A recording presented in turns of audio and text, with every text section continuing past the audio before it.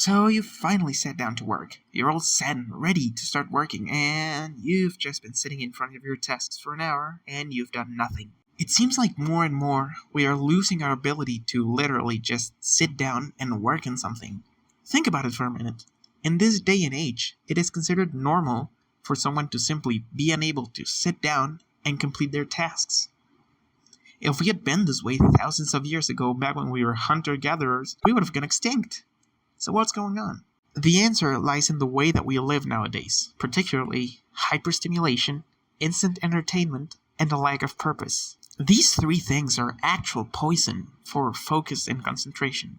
Nowadays, we have access to incredibly stimulating activities that our ancestors would have never have to deal with, such as social media, video games, junk food, and pornography. All of these things are very highly stimulating on the brain. Now, is that really such a bad thing? Yes, and it's terrible. When we engage in highly stimulating activities, our brains release dopamine. And despite some misconceptions, dopamine doesn't actually release pleasure. Rather, it is what motivates us to do things. It is so potent that if you starve rats from dopamine, they aren't even motivated to eat food, and they starve to death, even when they have a perfectly good meal in front of them. Now then, wouldn't elevated levels of dopamine make you more motivated? Then why avoid things that give you rushes of dopamine? When the levels of dopamine are too high, your brain actually adapts to this change, developing resistance just like a drug, and so it makes it so that the next time you get a hit of dopamine, its effect is less potent. I'll repeat it again.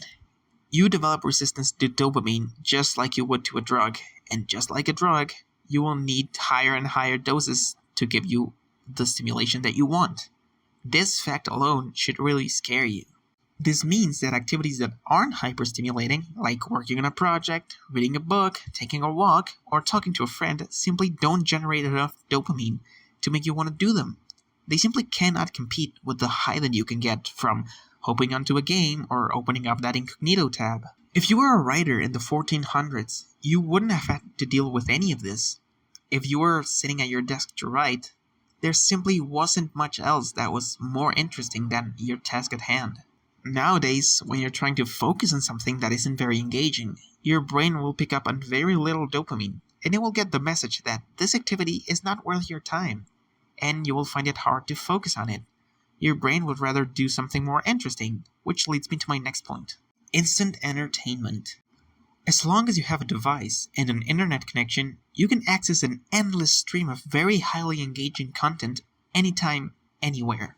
Whenever you try to do something productive, there's always something cooler that you could be looking at or you could be doing.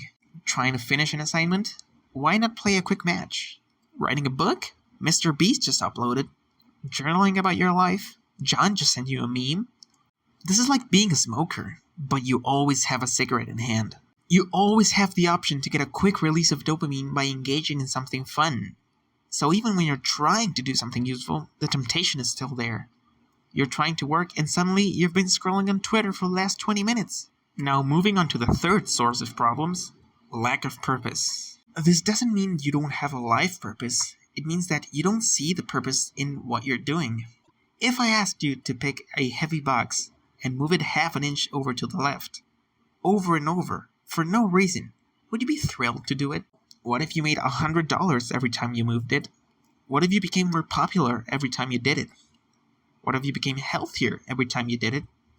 What if you were to find the love of your life if you moved it 100 times? The activity remains exactly the same, but the purpose it serves greatly changes your willingness to do it, despite the fact that you're still moving a box half an inch to the left. And what if I never told you about the rewards? This is exactly what happens to a lot of people when they try to do something. The problem here is that it's hard to do something when you don't see the point in it, or the reward just doesn't seem worth it. Whenever you're trying to do something, you need to be aware of all the benefits it will give you, no matter how small, because otherwise, you might not see the point in it.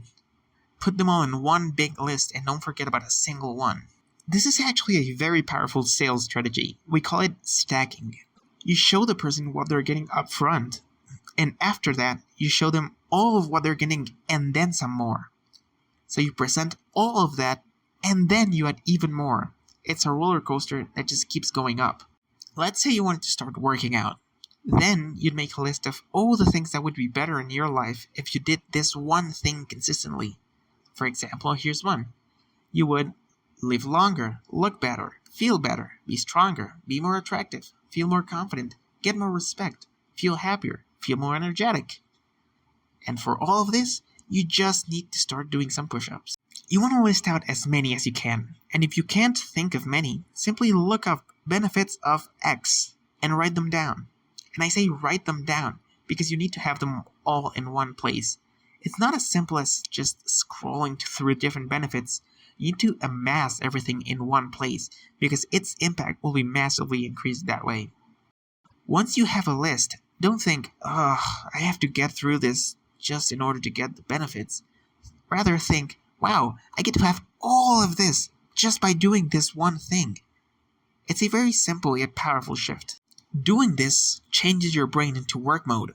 You see all the things that you want, you see what has to be done, and then you go ahead and do it.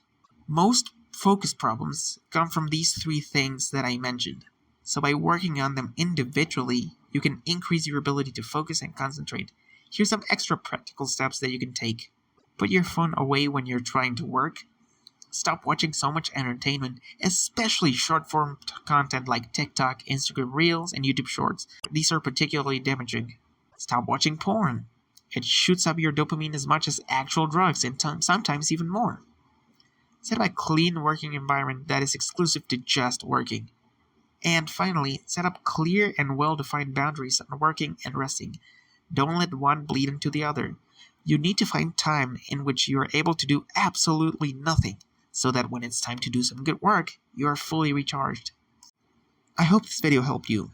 If you find it useful, let me know in the comments. As always, remember to like and subscribe as it helps out a ton. This was Hyperstrength, and have a nice day.